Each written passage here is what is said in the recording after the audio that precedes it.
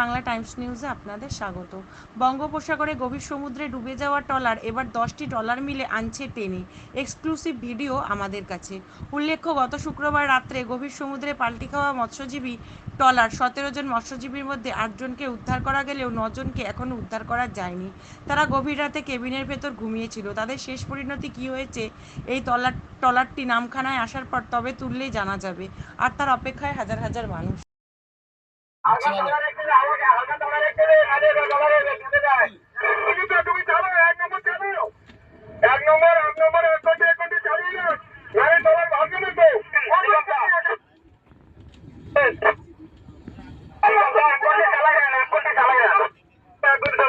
হালকা বাড়া দিচ্ছে ঠিক আছে এখন